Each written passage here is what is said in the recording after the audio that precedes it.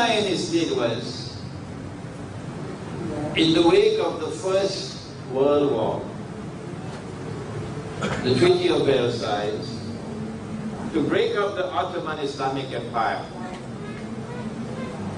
and to bring some territories under French control and some under British. So Egypt went to Britain, and Jordan went to Britain, and Iraq went to Britain. That's a large part of it. But Lebanon went to France, and Syria went to France.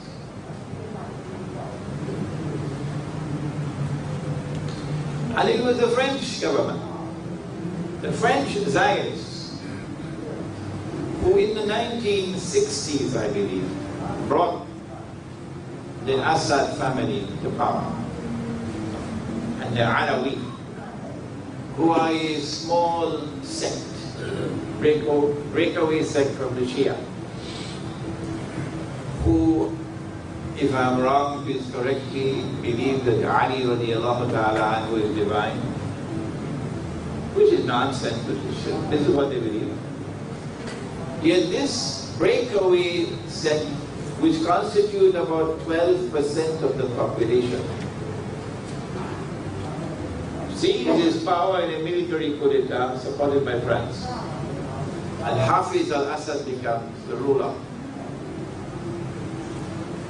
And Hafiz al-Assad imposes upon Syria's Muslims, Sunni Muslims, the same kind of oppression, biting oppression, that was visited upon the people of Tunisia, the people of Egypt, by Hosni Mubarak, by Zainul Abidin. And when the Sunni Muslims of Syria rose up in revolt against Hafiz al-Assad, he slaughtered, I think, 10,000, 20,000 people in order to maintain his rule. So the Alawi government in Syria lacks moral authority, lacks religious authority, lacks even democratic credentials to rule over Syria. But nobody could remove them. No. Because the Zionists supported them.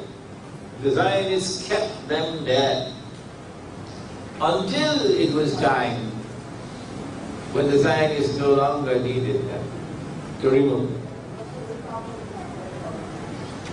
And so the same kind of insurrection is now taking place in Syria. And we hear the same stories about how Bashar al-Assad is such a dictator. Of course, we know he's a dictator. What's new? Gaddafi was a dictator. Of course we know he's a dictator. What's new? What's new? We know all these years. All these years we did. But who kept them there all the time? The Zionists. And so now the insurrection is taking place in Syria. But Russia has learned a lesson. And China has learned a lesson. Syria doesn't have oil. Libya has oil. But Syria has a naval port, which is a Russian naval port. And it is the only naval port that Russia has in the whole Mediterranean, in Syria.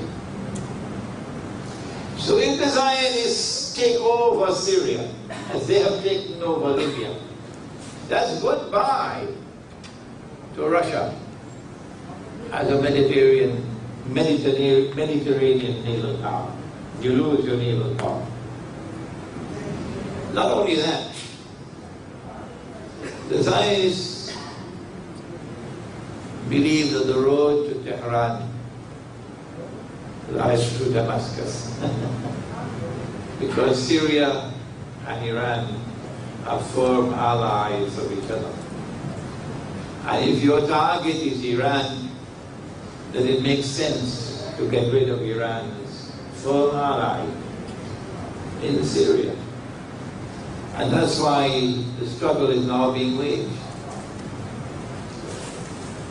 The Turkish armed forces are playing the same role in Syria that the Egyptian armed forces played in Libya. The Turkish armed forces are bringing the weapons into Syria and sending the men, arming them with Zionist weapons and Zionist US dollars. And these foolish, that's the kindest word I could think of, these foolish Ikhwan warriors, not understanding that they're playing into the hands of the Zionists, are waging this do-or-die effort to bring down the regime. Our response is, if you want to bring down a dictator, someone who is oppressing you, someone who has no moral or religious right or even democratic right to rule over you, you have the right to wage a struggle for liberation from oppression. We are not denying you that right. No. Because Allah says in the Quran in Surah Al-Hajj, أُذِنَ لِلَّذِينَ يُقَاتَلُونَ بِأَنَّهُمْ ظُلِمُوا وَإِنَّ اللَّهَ عَلَى نَصْرِهِمْ لَقَدِيرٌ. Allah has given you permission to wage an armed struggle for liberation from oppression.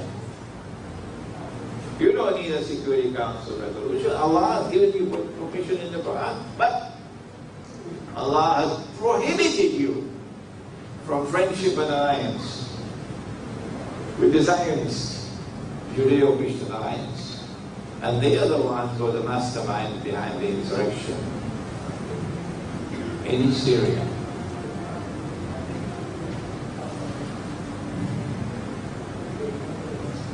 What's going to happen? We know what happened in Libya. The answer is, there's a word in English called attrition. You chip and you chip and you chip and you chip until eventually the tree will fall. So the Syrian regime cannot last forever. No. If you continue this infiltration of armed warriors into Syria constantly, to this side, to this side, to that side, supporting them with state-of-the-art weaponry, and with all the money that they need, eventually the Syrian government will fall.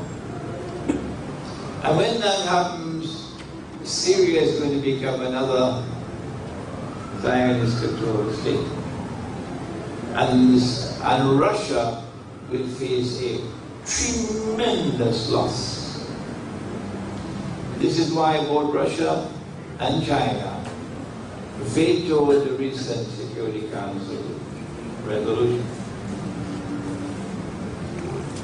But then what possible solution could there be if we are to prevent Syria or save Syria from becoming another Zionist-controlled state? There are those, maybe you have some sitting right here in this gathering, who are only too happy for Bashar al-Assad to go, and they don't care what comes after. We just want him to go. But we understand that the fall of the Bashar regime at this time will lead to the same result as in Libya. And so Syria will become another NATO state. What possible solution there can be? We have suggested that the Sunni majority Muslims of Syria, through their ulama, did the Prophet not say, sallallahu ta'ala alayhi wa sallam, Allahumma barik lana fi shamina wa yamanina. O Allah, grant blessings for us in our Sham and our Yemen. The answer is that this majority Sunni Muslims of Syria, who are not willing to make friendship and alliance with the Zionists, they are the ones who must approach Russia. And they are the ones who must impress upon Russia that you can bring about regime change in Syria. And Bashar al-Assad probably will be only too happy to step down. And the Sunni regime will take over. which will maintain friendship and alliance with Russia and with Iran. In order for that to take place, and for the slaughter and the oppression to end, that's what we want. But they don't want that. No.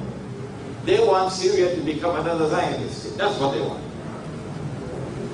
In order for that to take place, you must have your ulama. And that's what we don't have today. I'm so sorry to say. We do not have the ulama of Islam who have the knowledge and the insight to be able to offer this kind of guidance.